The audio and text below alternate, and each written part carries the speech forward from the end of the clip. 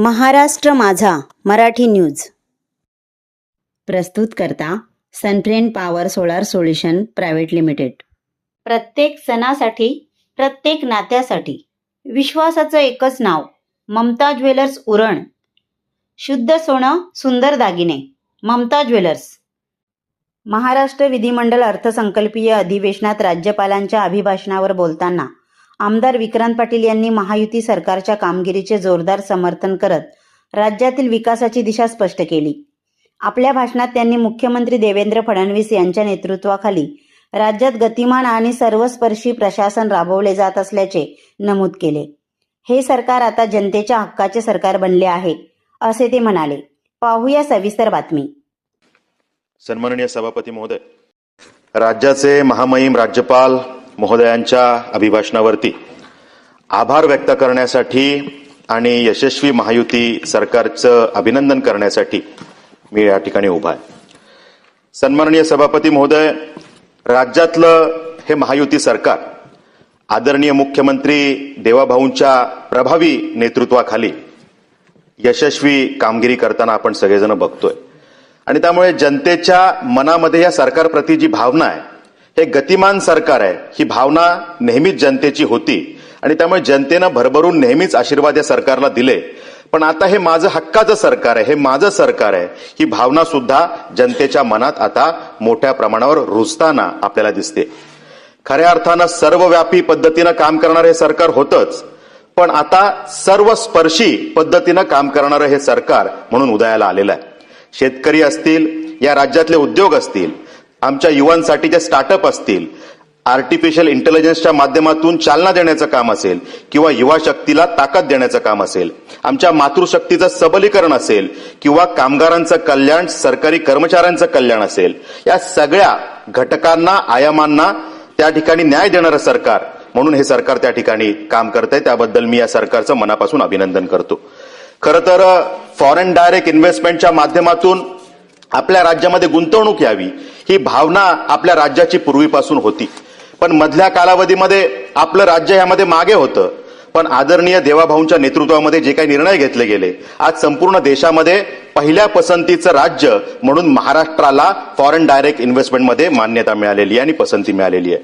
त्या ठिकाणी देशाचं जे काही एकंदरीत ग्रॉस प्रोडक्शन आहे, त्यामध्ये महाराष्ट्राचा वाटा हा 13.5% जास्त आहे, ही आपल्या सगळ्यांसाठी खरं तर अभिमानाची गोष्ट आहे। महाराष्ट्राला 2024-25 मध्ये देशामध्ये सर्वाधिक FDI अंतर्गत गुंतवणूक मिळाली आणि 1,64,875 कोटींपेक्षा जास्त गुंतवणूक आपल्याला यामध्ये मिळाली। खरं तर आपल्या सगळ्यांसाठीच ही अभिमानाची बाब आहे आणि त्यामुळे त्यामध्ये 8 कंपन्यांचे जे काही MOU झाले, त्यामध्ये 30 लाख कोटींपेक्षा जास्त गुंतवणूक हा महाराष्ट्र आपल्याकडे खेचून आणू शकला। त्याबद्दल मी राज्याचे मुख्यमंत्री, उद्योगमंत्री आणि संपूर्ण टीमचं मनापासून अभिनंदन करतो।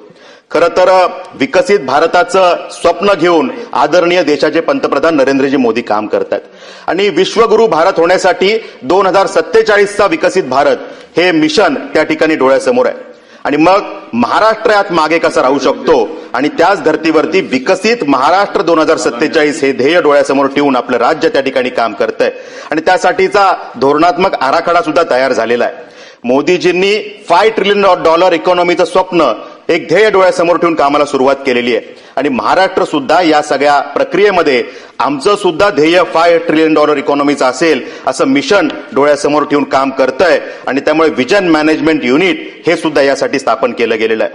विविध उद्योगांना प्रोत्साहन देण्यासाठी, रोजगार निर्मितीसाठी वेगवेगळ्या योजना आणि धोरणं त्या ठिकाणी जे तयार केली गेली, मग त्यात बांबूचं उद्योग धोरण असेल की ज्यामध्ये बांबू ही फक्त एखादी वनस्पती नाही, तर त्यापासून फर्निचर विषयामध्ये काय करता येईल, त्यापासून अगदी चष्मे, कपडे, टाईल्स, घड्याळं, अनेक वस्तू या बांबूपासून तयार केल्या जाऊ शकतात। एअरपोर्टमध्ये सुद्धा इन्फ्रा डेव्हलपमेंटमध्ये बांबूचा उपयोग होऊ शकतो। हे पोटेन्शियल ओळखून बांबू उद्योग धोरण 2025 ची निर्मिती त्या ठिकाणी केली गेलेली आहे। जेम्स अँड ज्वेलरी धोरण, अॅनिमेशन, विजन इफेक्ट्स, गेमिंग धोरण, अशा पद्धतीनं जेव्हा हे धोरण तयार केलं जातं तेव्हा $5 ट्रिलियन इकॉनॉमीचं हे जे काही ध्येय आहे, त्यामध्ये हे प्रत्येक क्षेत्र आपलं विशेष कॉन्ट्रीब्युशन त्यात देणार आहे, हे सुद्धा आपण समजून घेतलं पाहिजे। सभापती महोदय, गडचिरोली जिल्हा हा नेहमी दुर्लक्षित जिल्हा मानला जायचा, म्हणजे एखाद्या अधिकाऱ्याला आपण असं पूर्वी म्हटलं जायचं की जर का त्यांनी चांगलं काम केलं नाही तर तुझी बदली गडचिरोलीला केली जाईल, अशा पद्धतीचं त्या ठिकाणी वक्तव्य केलं जायचं. अशा पद्धतीनं त्या जिल्ह्याची एक इमेज दुर्दैवानं तयार करण्यात आली होती. पण राज्याचे मुख्यमंत्री देवाभाऊंनी त्या ठिकाणी एक पायंडा पाडला की मी राज्याचा मुख्यमंत्री आहे, मी त्या जिल्ह्याचं पालकत्व घेईन आणि पालकमंत्री म्हणून त्यांनी त्या ठिकाणी काम सुरू केलं आणि त्या जिल्ह्यातलं पोटेन्शियल ओळखून त्या ठिकाणी स्टील हब म्हणून त्या जिल्ह्याला विकसित करण्याचं काम त्या ठिकाणी केलेलं आहे. पूर्व विदर्भाला स्टील कॉरिडॉर म्हणून विकसित करण्याचं काम मुख्यमंत्री महोदयांनी केलेलं आहे आणि त्यामुळे त्या जिल्ह्याची आता एक विशेष ओळख निर्माण होताना आपल्याला दिसते. आमच्या युवा शक्तीसाठी जी काही महत्वाची बाब आहे की त्यांना उद्योग असला पाहिजे, त्यांच्या हाताला काम असलं पाहिजे. स्टार्टअपला ताकद देणारं सरकार म्हणून या राज्य सरकारची एक विशेष ओळख तयार झालेली आहे. आपल्या राज्यातल्या युवांमध्ये क्षमता आहे, त्यांच्याकडे आयडियाज आहेत, पण त्यांना कुठेतरी आयडियाजला प्लॅटफॉर्म निर्माण करून देण्याची गरज आहे.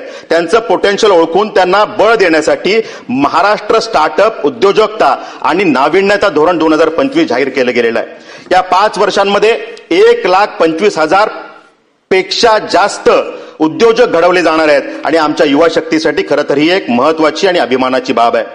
या ठिकाणी औद्योगिक विकासाला चालना देण्यासाठी समृद्धी महामार्गाच्या माध्यमातून आमच्या पालघर जिल्ह्यातल्या वाढवण पोर्ट पासून पूर्व विदर्भापर्यंत ह्या हायवेला जोडण्याचं काम त्या ठिकाणी सरकार करतंय. मला वाटतं ही एक महत्वाची गोष्ट आहे. कोकणासाठी खरं तर एक महत्वपूर्ण आणि महत्वाकांक्षी समेट हे त्या ठिकाणी इंडिया मेरीटाईम वीक 2025च्या माध्यमातून साकारलं गेलं आणि यामध्ये सुमारे 56,000 कोटींपेक्षा जास्तचे MOU त्या ठिकाणी साईन केले गेले. कोकणाला यातून विशेष फायदा त्या ठिकाणी मिळणार आहे. महसूल खात्याच्या माध्यमातून जे काही ऐतिहासिक निर्णय घेतले गेले, तुकडेबंदीच्या माध्यमातून तुकडेबंदी हटवून ज्यांचे पूर्वी काही हस्तांतरणाचे व्यवहार झाले होते त्यांना कुठलेही शुल्क न भरता ते आता नियमाधीन करता येणार आहेत. NA टॅक्स रद्द केला गेला आहे. त्यामुळे अशा पद्धतीनं शेतकऱ्यांच्या फायद्याचे हे निर्णय त्या ठिकाणी केले गेलेले आहेत.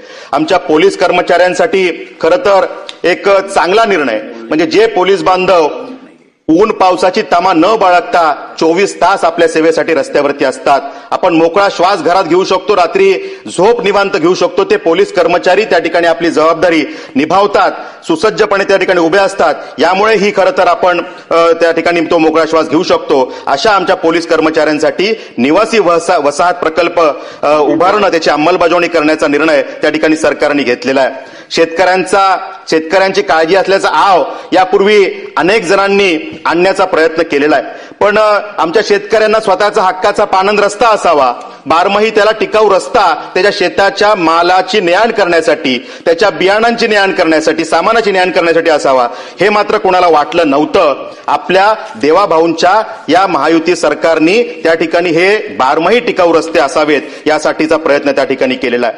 या महाराष्ट्र आणि सभापती महोदय यापूर्वी 24 तासातले 18 तास लोड शेडिंग बघितलेलं आहे आणि शेतकऱ्यांच्या डोळ्यातलं पाणी सुद्धा बघितलेलं आहे. आता मुख्यमंत्री बळीराजा मोफत वीज योजना, या योजनेअंतर्गत नुसती वीज नाही तर ती मोफत देण्याचं काम सुद्धा सरकारने केलेलं आहे आणि 44 लाखांपेक्षा जास्त शेतकऱ्यांना या अंतर्गत लाभ मिळालेला आहे. सभापती महोदय, यामध्ये स्वयंपूर्ण महाराष्ट्र आवासीय रूफटॉप योजनेअंतर्गत आमच्या मध्यमवर्गीय नागरिकांना 100 युनिटपेक्षा ज्यांचा कमी वापर आहे अशांसाठी ते घराच्या छतावरती सोलर रूफटॉप लावू शकतात आणि त्या माध्यमातून त्यांचं वीज बिलही थांबेल आणि त्यांना त्यातनं एक स्वतःचा अधिकचा आर्थिक फायदा, इन्कमही जनरेट होईल. अशा पद्धतीनं काम करणारं हे सरकार आहे. नुसतं शिक्षण असून उपयोग नाही तर स्किल असले पाहिजेत. एखाद्या जिल्ह्यामध्ये जे प्रोजेक्ट येतात त्यासाठी स्किल्ड मॅनपॉवर तयार व्हायला पाहिजे. हे धोरण डोळ्यासमोर ठेवून आपल्या सरकारने, या महाराष्ट्रातल्या सरकारने जे काही धोरण अवलंबलेलं आहे त्यातला सगळ्यात महत्वाचा प्रकल्प त्या माध्यमातून होतोय आणि त्या माध्यमातून आमच्या पनवेलमधल्या युवांनाही त्या ठिकाणी ताकद मिळणार आहे. त्यामुळे अशा पद्धतीने या सरकारने जे अभिनंदनीय काम केलेलं आहे, मी या सरकारचे आभार व्यक्त करतो आणि वाणीला विराम देतो. धन्यवाद. ह्या चॅनलला लाईक करा, सबस्क्राईब करा आणि पाहत रहा महाराष्ट्र माझा मराठी न्यूज.